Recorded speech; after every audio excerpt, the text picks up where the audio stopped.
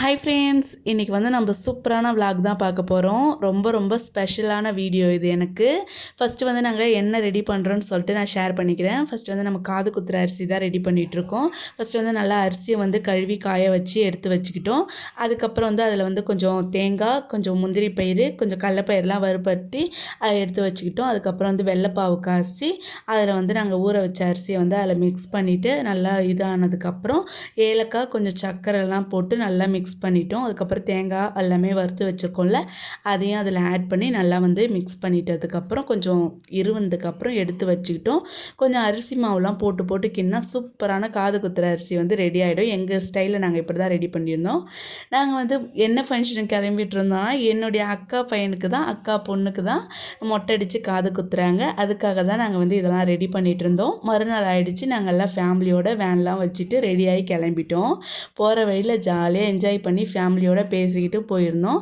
போனதுக்கப்புறம் என்னடா எடுத்தவொடனே சாப்பிட்றாங்களேன்னு சொல்லிட்டு பார்க்காதீங்க. நாங்கள் போனதே 11:30 கிட்ட ஆகிப்போச்சு.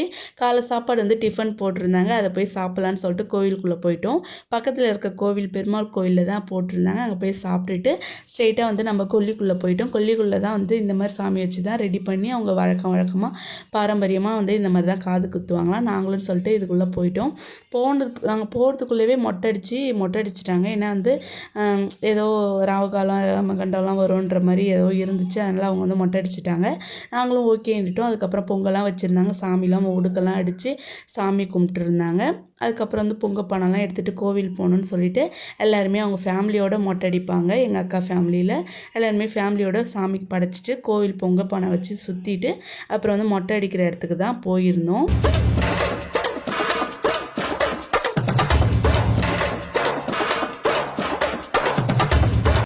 மொட்டை அடிக்கிற இடத்துக்கு வந்து போயாச்சு. இந்த மாதிரி தான் ரெடி பண்ணி சூப்பராக மொட்டை அடிக்கிற இடத்த வந்து செட் பண்ணி வச்சுருந்தாங்க. அதுக்கு பின்னாடி தான் வந்து பொங்கல்லாம் வச்சு இது பண்ணியிருந்தாங்க. இங்கே தான் காது குத்துற இடம். நாங்கள் வந்து வந்துட்டோம்.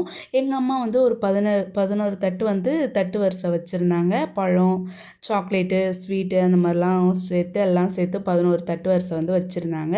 அதுக்கப்புறம் வந்து அதெல்லாம் வச்சு கொடுக்கணும்னு சொல்லிட்டு அக்கா மாமாவுக்கு, எங்கள் அக்கா மாமனார் மாமியாருக்கெலாம் ட்ரெஸ்லாம் எடுத்து வச்சுருந்தாங்க. அதெல்லாம் வந்து வச்சு கொடுத்தாங்க. அப்புறம் நகைலாம் வந்து பாப்பாவுக்கு, தம்பிக்கு கம்பல்லாம் போடணும்ல, அதெல்லாம் எடுத்து கொடுத்து தட்டு வரிசை வந்து வச்சு கொடுத்துட்டாங்க. எங்கள் வீட்டில் வந்து பையன் இல்லாததுனால அப்பா மடியில் தான் உட்கார வச்சு காது குத்துனாங்க. தம்பிக்கு வந்து அப்பா மடியில் தான் உட்கார வச்சு காது குத்துனாங்க. ரொம்ப ஹாப்பியாக இருந்துச்சு. இந்த ஃபங்க்ஷன் வந்து எப்போ வந்து வரும் எங்கள் ஃபேமிலியிலன்றதுக்காக ரொம்ப வெயிட் பண்ணிகிட்டு இருந்தோம். எங்கள் தம்பிக்கு வந்து இப்போ 5 வயசு ஆகிடுச்சு. இப்போ தான் மொட்டை அடித்து காது குத்துனாங்க. அவங்க ஃபேமிலியில் வந்து கூட்டு சேர்ந்து மொட்டை அடிக்கிறது அப்படி சொல்லுவாங்களே, ஒவ்வொரு ஃபேமிலியில் ஒவ்வொரு வழக்கம் இருக்கும்ல, அந்த மாதிரி பண்ணியிருந்தாங்க. அதனால் இவ்வளோ நாள் ஆகிப்போச்சு. அப்புறம் பாப்பாவுக்கு வந்து எங்கள் அக்காவுடைய வீட்டுக்காரங்க அவங்க அக்கா வீட்டுக்காரங்க மடியில் உட்கார வச்சு பண்ணியிருந்தாங்க. அவங்களும் தாய் மாமா முறை தான், அந்த மாதிரி தான் வருவாங்க. அதனால் அவங்க மடியில் உட்கார வச்சு பண்ணியிருந்தாங்க.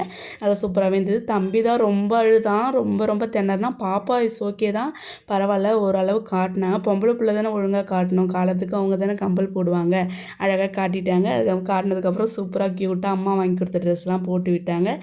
ரொம்ப அழகாக இருந்தாங்க. காது குத்தி மொட்டை அடித்து காது குத்துறதுலாம் ரொம்ப அழகாக இருந்துச்சு. அதுக்கப்புறம் தான் நாங்கள் வந்து செய்கிறத வந்து செஞ்சுருந்தோம். பாப்பாவுக்கு ட்ரெஸ்ஸு, தம்பிக்கு ட்ரெஸ்ஸு, அப்புறம் வந்து ஒரு கம்பல் தான் வாங்கி வச்சுருந்தோம். எல்லாமே கொடுத்துட்டு நம்ம வந்து எங்கள் பாப்பா வந்து செயின் அம்மா வாங்கி போட்டிருந்தாங்க. அது பாப்பாவுக்கு போட்டு விட்டுட்டு அதுக்கப்புறம் தான் நாங்கள் கோவிலுக்கு போயிட்டோம். கோவிலுக்கு போய்ட்டு ஃபேமிலியோட ஜாலியாக என்ஜாய் பண்ணி பேசிகிட்டு இருந்தோம். ரொம்ப ஹாப்பியாக இருந்துச்சு. இந்த மாதிரி ஃபேமிலியாக மீட் பண்ணுறதுலாம் எப்போனாது தான் ஃபங்க்ஷனில் தான் நடக்கும். அதில் ஜாலியாக என்ஜாய் பண்ணி சாப்பிட்டுக்கிட்டு சாப்பிட்டதுக்கப்புறம் வீட்டுக்கு கிளம்பலாம்னு சொல்லிட்டு தாம்பூலம்லாம் எடுத்துகிட்டு சூப்பராக வீட்டுக்கு வந்தாச்சு. ஃபங்க்ஷன் சூப்பராக போச்சு. பை.